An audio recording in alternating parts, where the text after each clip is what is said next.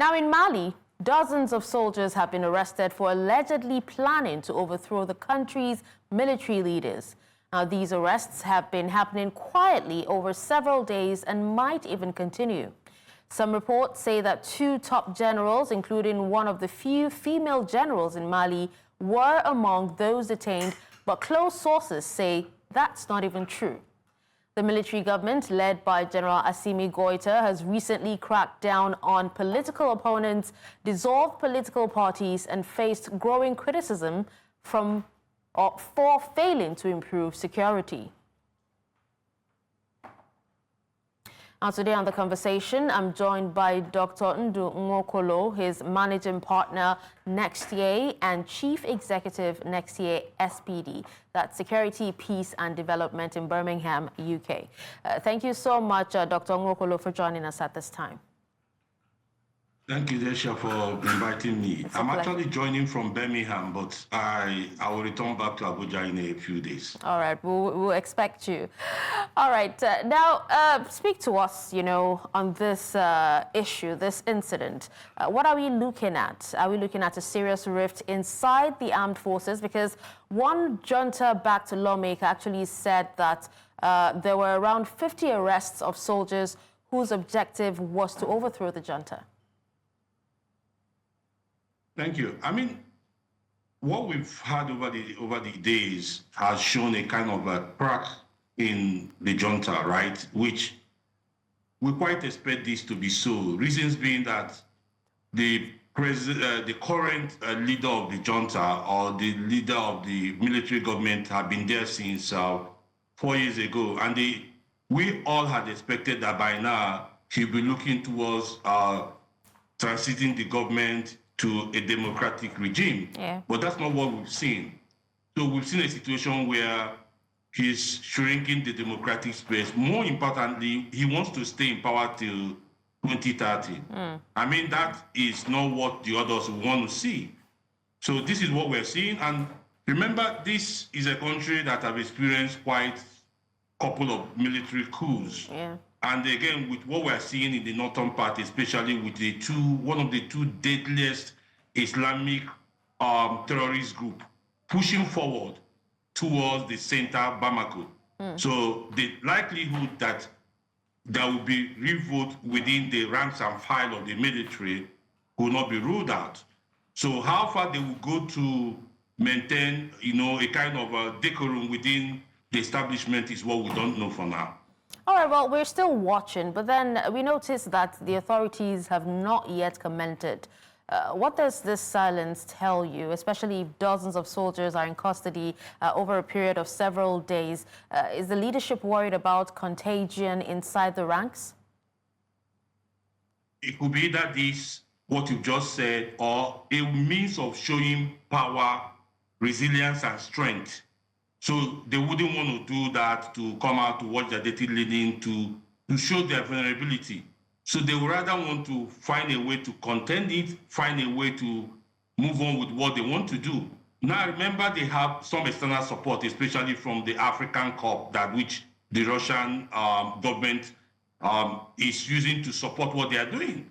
But overall, coming out to start saying what they are not ready to share will show that their vulnerability is something that can be breached easily. So that's why you could see either they are trying to contend it or to find a way to renegotiate with the other rank and file. Because what happens in this situation might be a situation where Leader Gunter is looking at, if I go full out, will I have some would there be some repercussion against me? Other soldiers ganging up against me? Now remember, the 2 soldiers or the 2 military officers that were alleged to have been picked up were quietly denied. So the situation might be that they looked at, if we pick these people, would that lead to revolt? So they are trying to find a way to go around it. Okay, could it also, a link to the fact that 2 senior generals, this Abbas Dembele and Nema Sagara, were rumored to be detained and then sources close to them denied it. You know, some people have actually said that, you know, there's like a miscommunication somewhere, or, you know, there's a problem with information control and the fog around these arrests. So we're not really sure how many were arrested, you know, who were arrested, and for how long they have been in detention as well. So all you need to watch out here is that the spirit they call is something in military don't rule out. A situation where these two generals, the male and the female generals, have contributed so much to Malian stability over this period of military coup, insurgencies from the Islamic group and so on. So picking them up might even contribute to civilian unrest. So for them, they might be looking at two things here. Do we find a way to contain the military or some dissident group within the military?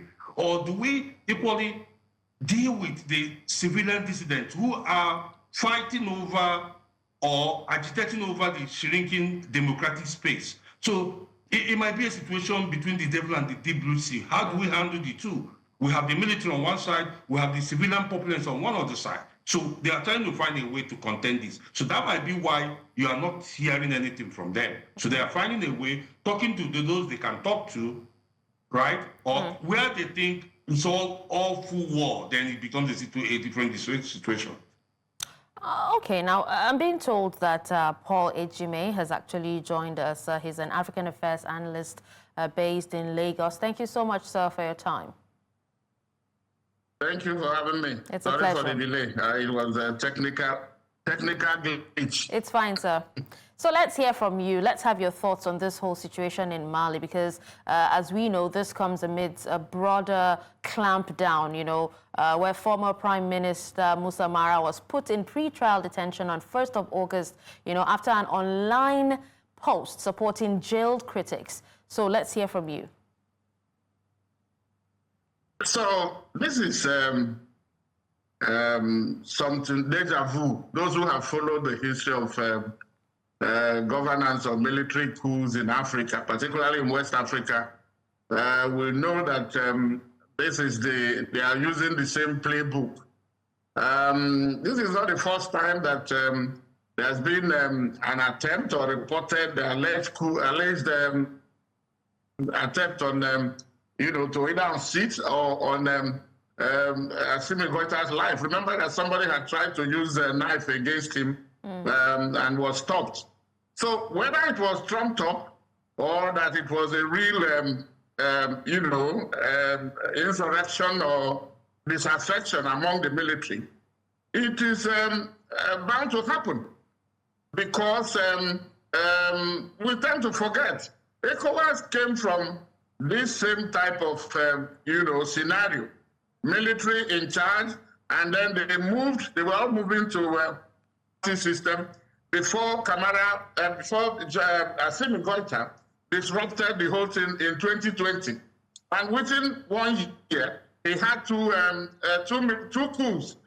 He toppled the government in which he was first the government of the civilian elected president, and then the government that he was set up, where he was the deputy. And so all of them, you remember those in Mali, Burkina Faso, Guinea, and then Niger, you can't expect anything different. At times they cook up this thing to silence the opposition, both in the civilian and in the military. And then at times it could also be genuine disaffection with their system of government, because they are repressing opposition. There is no space for alternative view, and there's no press freedom. And he has cancelled the political parties. He has promoted himself from colonel to general, and so on and so forth. Meanwhile, the insurrection or the insecurity for which they all claim they have toppled the civilian administration is not going away. If anything, it is ramping up. This is not to say that the civilians are doing any better, because it is that the failure of the civilian government or the civilian politicians that has brought this military administration. So there is nothing new. We have seen it in Mali before, but they should watch out. They should look at something that happened, what happened to Sankara of Burkina Faso, Didi Camara of Guinea, go to Congo, where Gordon Kabila was killed and his son was put there, and even closer home in Chad, where Idris Deby was assassinated, and then his son, Muhammad, is now the one in power. So if you come to, if you those who killed by the sword are likely going to end up by the sword. Oh, okay, Mr. Ejime, now, I earlier actually talked to you about, I spoke to you about, you know, a former prime minister, that's Musa Mara, being put, you know, in detention. It seems that so many prime ministers, you know, and people who actually led are being detained, you know, under Goïta's regime. Apparently, another prime minister, that's former prime minister, Chogel Maiga, has been taken into custody as well in a corruption probe. And some have actually said it is selective justice against potential rivals. Do you agree with that, Mr. Ejime? Yeah, that's what I have just said, that they use that. They use this coup allegation of, you know, as a trump up that against opposition, whether they are civilian or military. But it will fire, you know, it will boomerang, because those who are now, who have the power are the people. If the people, if it becomes a groundswell of opposition against this government, he will be removed, just like the others. So, and that is why we have been warning that this seeming popularity that people were seeing with them is not going to last. The honeymoon will not last. It's very easy to take to seize power, but are you going to govern? Are you going to deliver? Will you satisfy the people? Because that is where that's where the nitty-gritty. That is the clinch. They cannot do that because most of them are only out to grab power and then to perpetuate themselves in power, even when they are not, you know, governing according to, you know, the democratic principle. They cannot, they are tightly in opposition. You can't talk, no journalist is free to express their views. And if in opposition, for instance, in Burkina Faso, when you oppose them, no matter your age, they will, if you are a civilian, they will go and give you the uniform and give you the rifle and say, if you think we are not doing enough, you go and fight the insurgents or the jihadists. That is how bad it has been. Meanwhile, people are there trumpeting propaganda. So this is not to say that, I mean, military rule is not the way to go. Okay, because they will say this.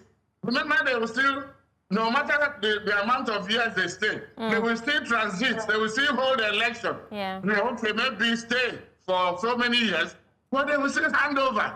And then you will ask, what will they be handing over? What will the state of their country by the time they at that time? Yes. Well, understandable. Understandable. Now let's come back to Dr. Nwokolo. Dr. Nwokolo, you did hear what Paul Ejime said. He talked about them, you know, trumping up charges against opposition. And we know that back in May, June, political parties were suspended and later dissolved after rare pro-democracy protests. And we also know that, you know, in July, the transitional charter was revised to give General Assimi Goïta a renewable 5-year mandate, you know, keeping him in power until 2030, which is quite a long time. Now, Mr. Ejime did talk about the people having the power. So what mandate does, you know, Assimi Goïta have without an election?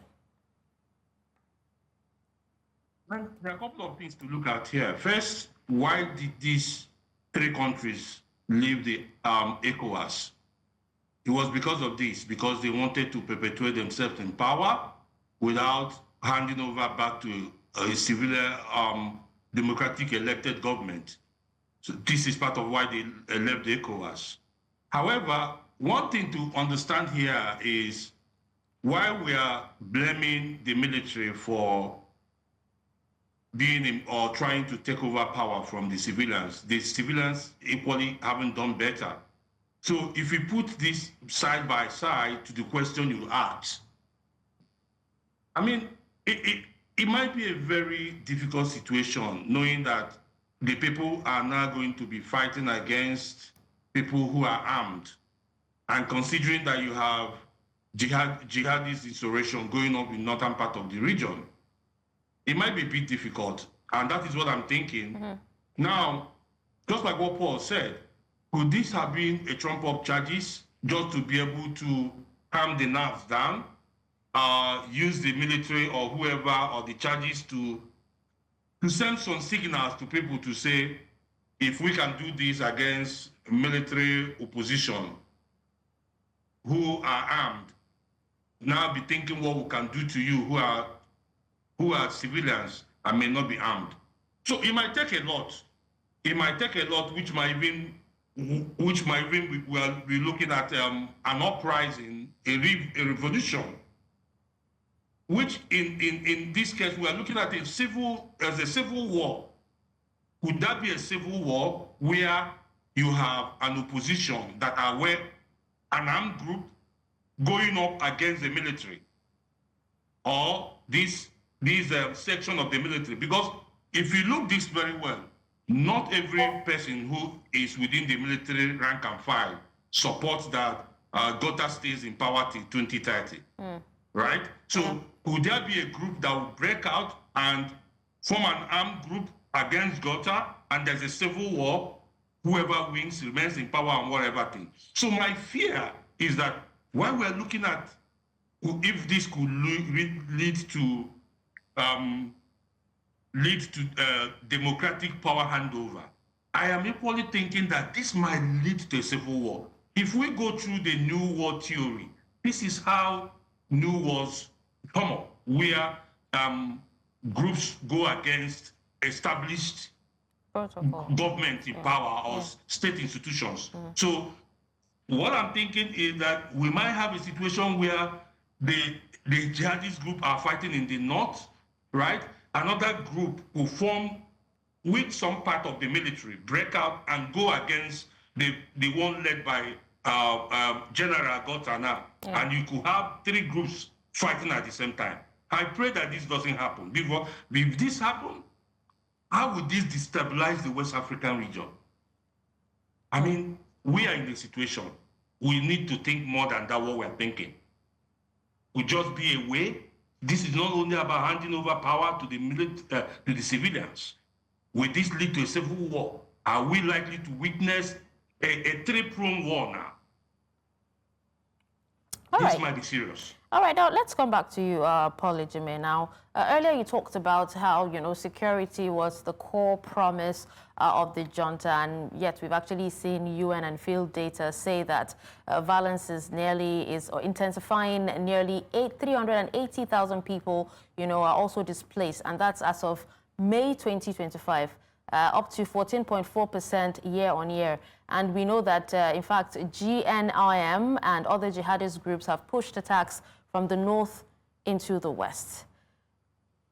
In your opinion, why isn't their particular strategy working, despite them, pivoting away from France towards Russia as partners?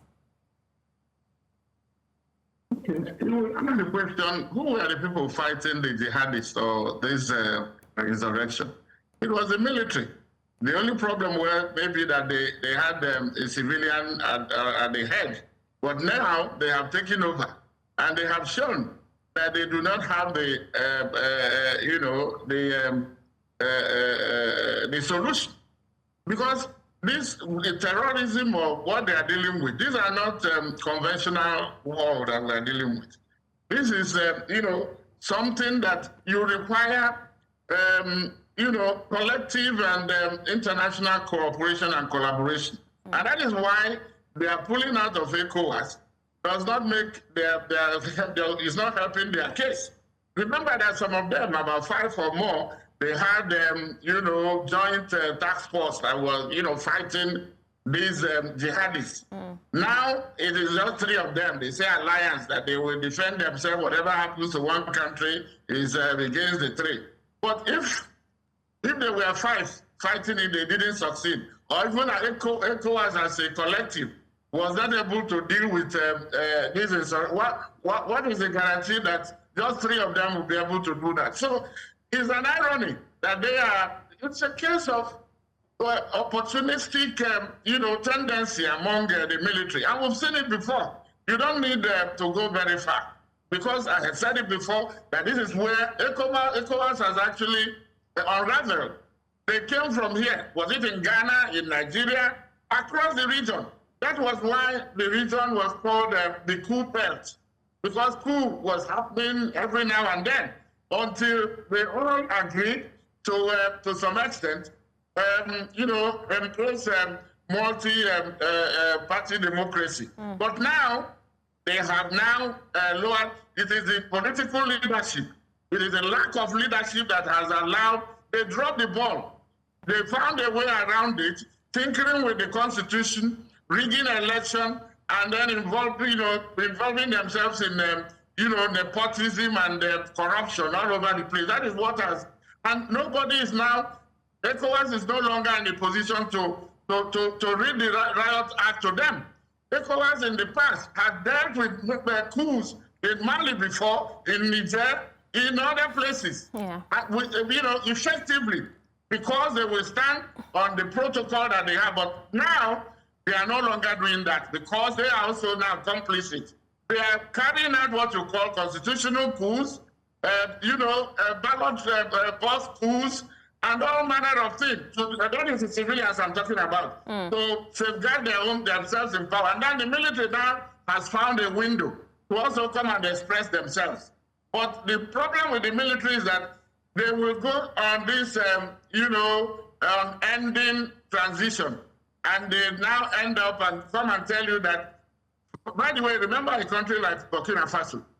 After the man who killed his friend, Blaise Compaoré,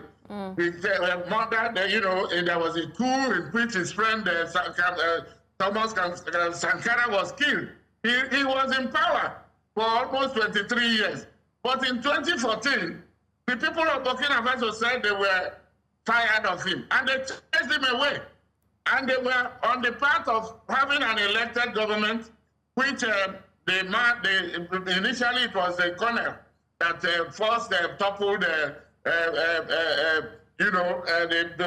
president there, and then a sergeant, what is it called, Traoré, now toppled a lieutenant. So from a lieutenant to a captain. This is where we are. And it is deja vu. It is not going to solve the problem. They need to sit down and then decide. Join forces with those like-minded countries. That is why pulling out of ECOWAS is not the solution. Or leaving one foreign power, leaving France to go and embrace Russia. It's like somebody removing the shackle on their leg and then putting it on the neck. You are still in chains. Yeah. So that is where they are. Okay. They should come out of, let the leaders lead. Let Africa, the ECOWAS leaders, from the national to the regional level, let them, hold the phone by the phone. Call the spade a spade. When their colleagues are misbehaving, their review reminds them that when they are doing what they are doing, like what is happening in Côte d'Ivoire now, where Alassane Ouattara is going for a 4th term, or in Togo, where Faure Gnassingbé has changed the constitution as become president of what about Cameroon? Council of Ministers, or in Cameroon as well, the Gambia, and so on and so forth. So it is this inconsistency, and then the lack of leadership at the national and regional level that is creating this crisis that we have. Okay. All right. Now, let's come back to you, Dr. Nwokolo. Now, how exposed is Mali if these internal divisions deepen, especially for ordinary Malians? You know, what they're actually looking forward to change tomorrow with the alleged coup plotters in detention, parties shuttered, journalists and activists under pressure. Where can these citizens safely voice their grievances, or where can they go to? I mean, currently, what we call the everyday peace has been denied. So people are living in fear, are living in situation where they don't even know what happens tomorrow. But more importantly is to understand here that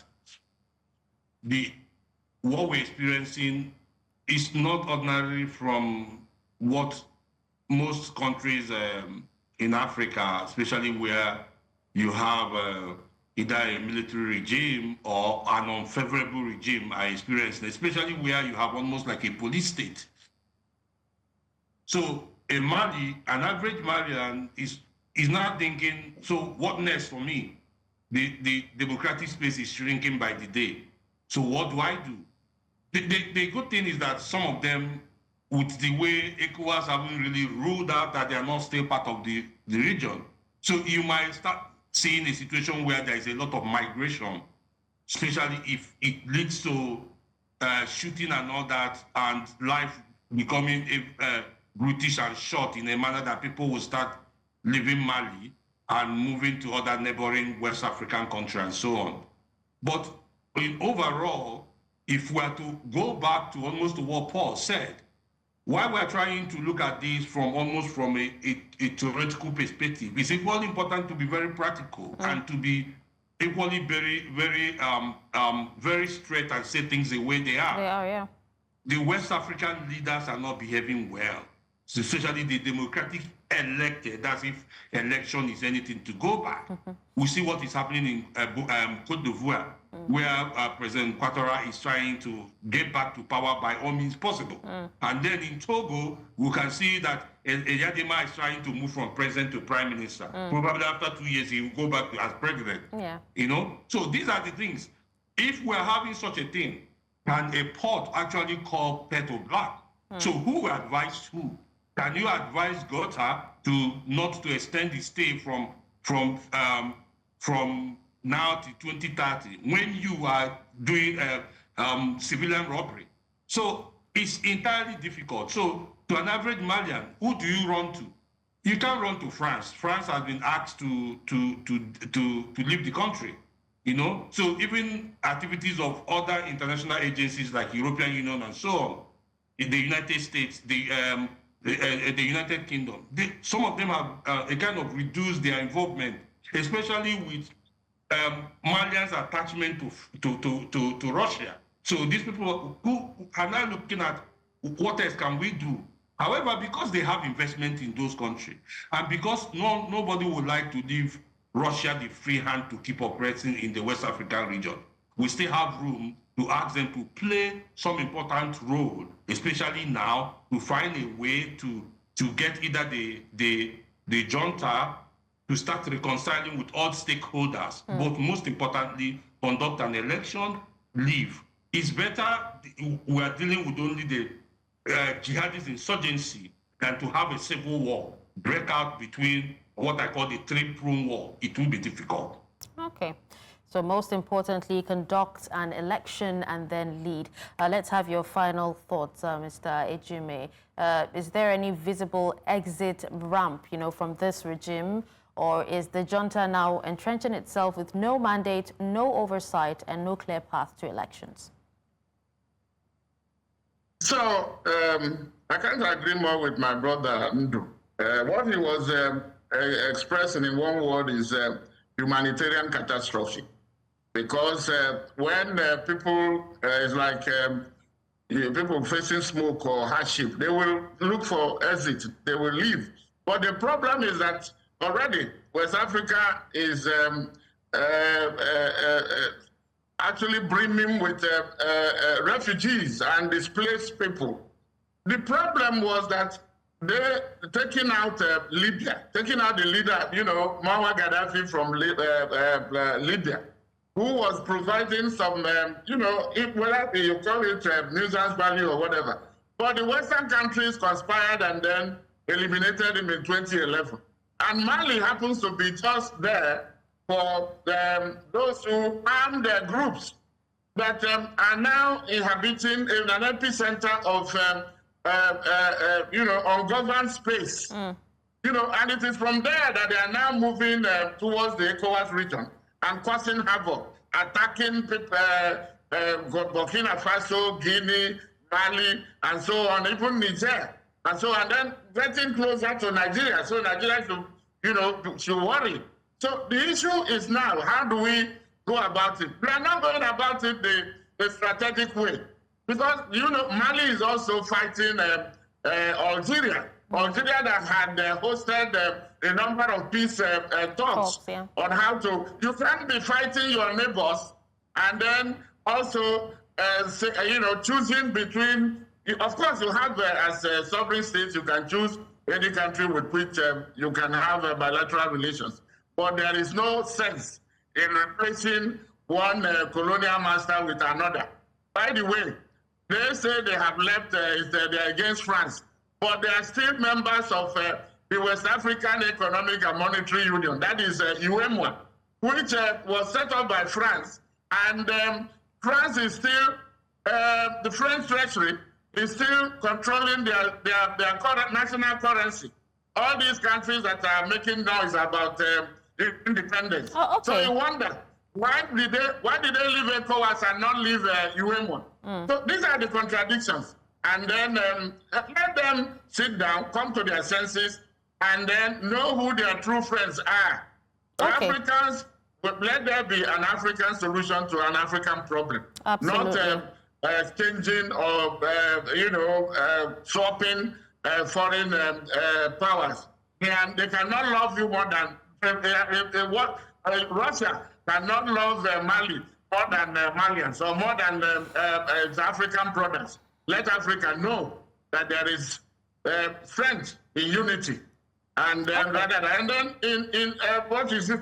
Regional integration. That is the way to go, because you cannot, as a country, fight it alone because of the fragility of the economy and their political vulnerability. All right. Well, thank you so much, gentlemen, for your time. We really, really appreciate you taking time off your busy schedule to speak to us on this. Dr. Ndu Nwokolo, Managing Partner, Nextier, and Chief Executive, Nextier SPD. And also, we had Paul Ejime, African Affairs Analyst. We appreciate you for your time once again.